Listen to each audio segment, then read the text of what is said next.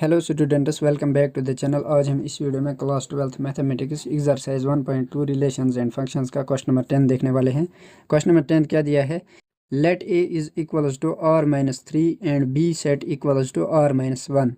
Consider the function f such that a goes to b defined by f of x equals to x minus 2 upon x minus 3 is f 1 and on to justify your answer। Question क्या दे रखा है?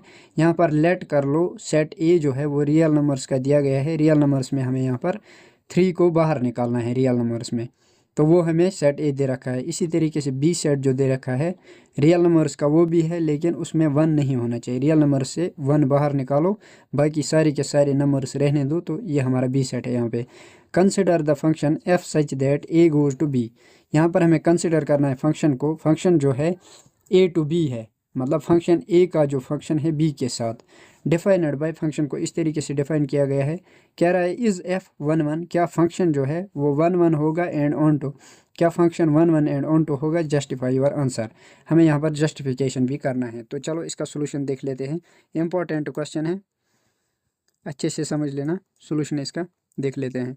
तो यहाँ पर हमारे पास पहले हम लिख लेते हैं सेट ए जो है, सेट ए दिया गया है रियल नंबर्स का, और इसमें से हमें 3 को बाहर निकालना है रियल नंबर्स में से, वो हमारे पास सेट ए दिया गया है। इसी तरीके से बी सेट दिया गया है रियल नंबर्स का, रियल नंबर्स में से 1 को बाहर निकालना है, बस ये हमारे पास बी सेट दिया गया है। उसके बाद हमारे पास फंक्शन जो है वो कुछ इस तरीके से है, ए टू बी, ए का यहाँ पर बी में रिलेशन है। तो ए सेट जो है हमारे पास वो क्या दे रखा है रियल नंबर्स का, मतलब 1 2 3 नहीं आएगा, 3 रियल नंबर से बाहर निकालना है तो 4 आएगा। इसी तरीके से और भी एलिमेंट्स आएंगे। उसके बाद अगर हम बी सेट बनाना चाहिए तो बी सेट हम फंक्शन के अकॉर्डिंग बनाते हैं। फंक्शन हमारे पास दे रखा है f of x equals to x-2 upon x-3, ये हमारे पास दे रखा है।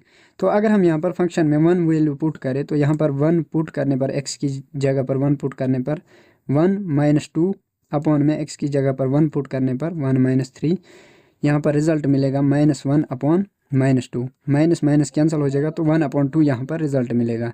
तो 1/2 मिल गया। यहाँ पे 1 का जो यहाँ पर इमेज होगा वो होगा 1/2, 1 का रिलेशन 1/2 के साथ होगा। इसी तरीके से अगर हम यहाँ पर 2 को पुट करें इस वाले फंक्शन में, 2 - 2 हो जाएगा 0। डिनोमिनेटर में अगर कुछ भी आ जाए तो वो 0 के इक्वल फिर भी आ जाएगा।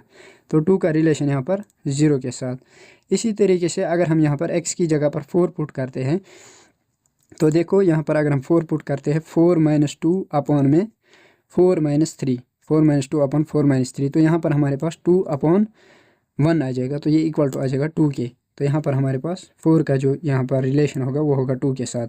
तो यहाँ पर अगर हम देखिए क्वेश्चन ने कहा था क्या फंक्शन जो होगा वो 1 एंड ऑन टू होगा। पहले हम देखते हैं 1 है कि नहीं। तो ये अगर हम देखें यहाँ पे ये जो फंक्शन है ये 1 है। क्यों? क्योंकि ईच डोमेन जो है उसका जो यहाँ पर रेंज या जिसको हम इमेज बोलते हैं डिफरेंट है। तो यहाँ पर हम कह सकते हैं फॉर एवरी यूनिक डोमेन,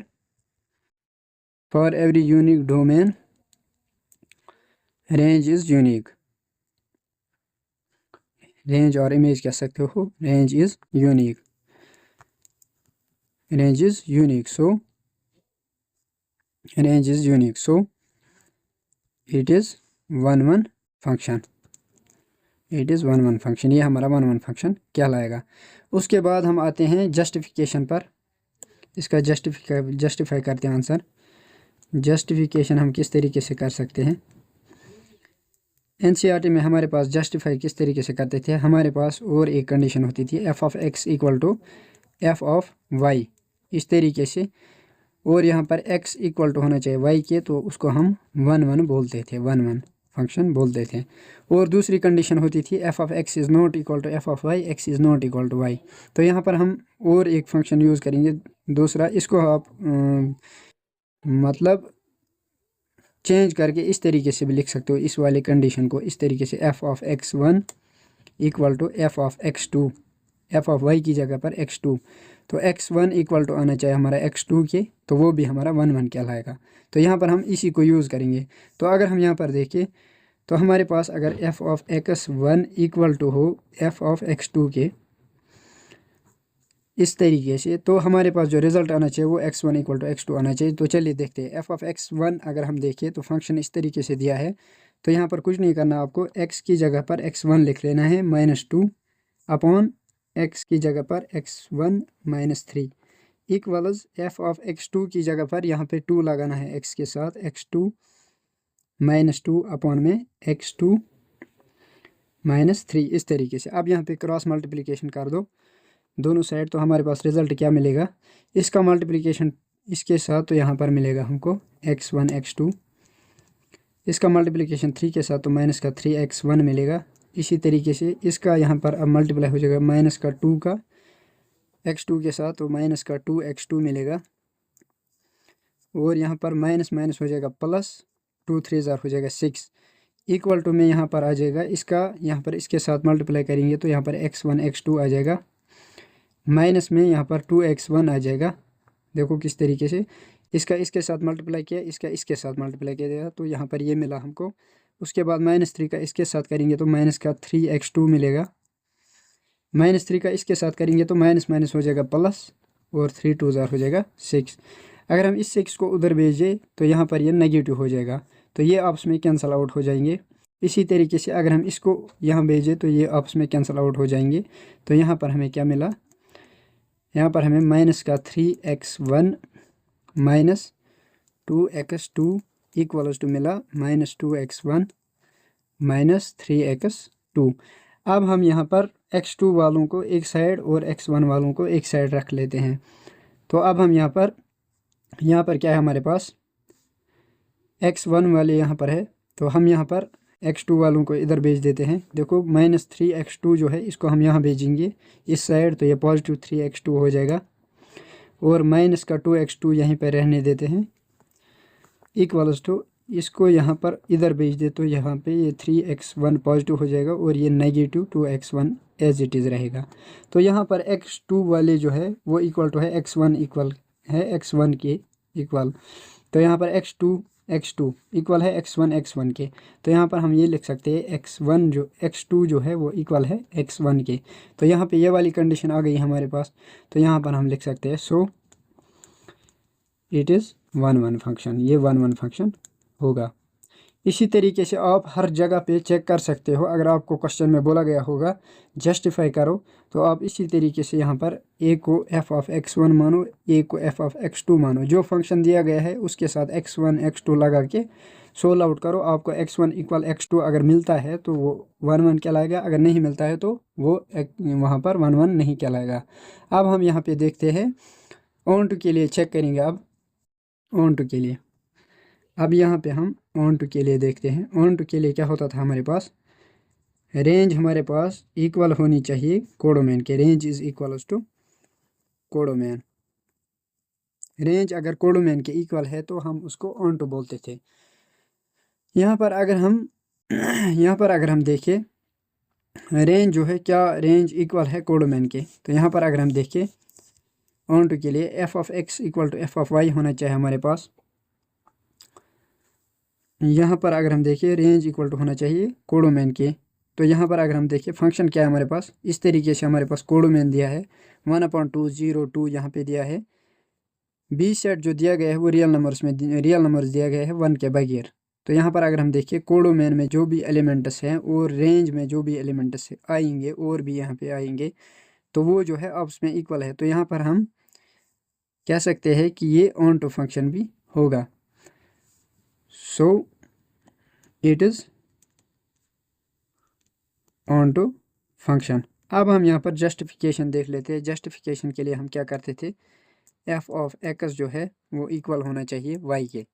तो तब हम यहाँ पर कह सकते हैं कि मतलब f ऑफ x क्या होता है हमारे पास, रेंज होता है f ऑफ x, और यहाँ पे y जो है वो हमारे पास f ऑफ x हमारे पास कोडोमेन होता है और y जो होता है वो रेंज होता है हमारे पास।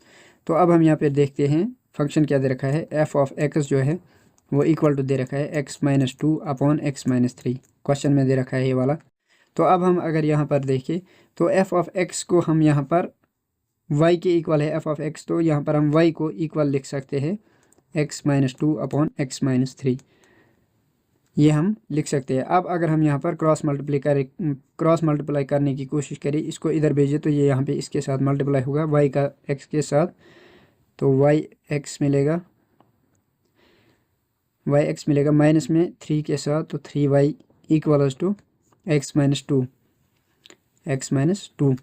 अब अगर हम यहाँ पर देखें तो अब हम क्या कर सकते हैं, यहाँ पे ये इक्वल टू इसके आ गया। अब हम यहाँ पर वाई एक्स इधर रहने देते हैं equals to x minus two, इसको उधर भेज देंगे तो प्लस का 3y हो जाएगा, यहाँ पे प्लस का 3y हो जाएगा। अब अगर हम यहाँ पर x की वैल्यू निकालना चाहिए तो x की वैल्यू हमारे पास क्या मिलेगी, x इज़ इक्वल्स टू, यहाँ पर x की वैल्यू क्या मिलेगी, x minus two plus 3y। तो ये जो y है ये इसके साथ मल्टीप्लाई में था तो इधर से यहाँ पर आ जाएगा तो डिवाइड में आ जाएगा ये। तो यहाँ पर हमारे पास x की वैल्यू ये मिल गई। अब अगर हम यहाँ पे x की वैल्यू को यहाँ पर इस वाले फंक्शन में पुट करें, ये जो फंक्शन दिया गया है इसमें पुट करें तो हमें रिज़ल्ट क्या मिलेगा, तो चलिए देखते हैं। तो यहाँ पर f of x is equal to दिया था x माइनस टू, एक्स की जगह पर ये वाली वैल्यूज़ पुट करते हैं x minus two plus 3y upon में y। उसके बाद क्या है माइनस टू, और डिनोमिनेटर में भी x की जगह पर यही पुट होगा, x की जगह पर x minus two plus 3y upon y। उसके बाद -3 है, -3 मैंने कुछ नहीं किया, x की जगह पर ये वाली वैल्यू डाली जो कि हमने यहाँ पर निकाली x की वैल्यू। तो अब हम यहाँ पर देखते हैं क्या होगा। इसको अगर डिनोमिनेटर में कुछ नहीं है तो 1 मान लेते हैं, तो यहाँ पर इस तरीके से इसको हम सॉल्व आउट कर लेते हैं। तो यहाँ पर इसका मल्टीप्लिकेशन इसके साथ, तो ये हमारे पास x minus two plus 3y, इसका इसके साथ मल्टीप्लाई हुआ है, इसका इसके साथ होगा तो माइनस का 2y मिलेगा अपॉन में y का 1 के साथ y मिलेगा, और डिनोमिनेटर में इसी तरीके से इसका इसके साथ, तो यहाँ पर क्या मिलेगा, यहाँ पर x minus two plus 3y, 3 का y के साथ माइनस का 3y अपॉन में y का 1 के साथ, तो यहाँ पर y मिलेगा। y से यहाँ पर y कैंसिल आउट हो जाएगा, तो यहाँ पर क्या मिलेगा हमको, f of x is equals to, f of x equal to किसके आ गया यहाँ पे, f of x equal to x minus two plus 3y minus 2y upon में x minus two plus 3y। Sorry, यहाँ पर ये लिखने की ज़रूरत ही नहीं है, क्योंकि यहाँ पे ये कैंसिल आउट हो जाएंगे, positive 3y and negative 3y। तो यहाँ पर ये आ गया हमारे पास। और भी इसको हम यहाँ पर क्या कर सकते हैं, यहाँ पर अगर हम देखिए तो 3y में से सब्ट्रैक्ट कर देंगे 2y को, यहाँ पर एक ही y बचेगा। तो यहाँ पर हम लिख सकते हैं x माइनस टू प्लस में यहाँ पर एक ही y बचेगा अपॉन में हमारे पास x माइनस टू बच गया, यहाँ पे अपॉन में x माइनस टू बच गया। तो यहाँ पर हम इसको और इसको यहाँ पर कैंसिल आउट कर सकते हैं, तो ये इक्वल टू आ गया हमारे पास y के। तो यहाँ पर हमारे पास f ऑफ x जो है वो इक्वल टू आया y के। तो यहाँ पर ये कंडीशन जो है यहाँ पर हम लिख सकते हैं, so it is onto function, ये ऑन टू फंक्शन होगा।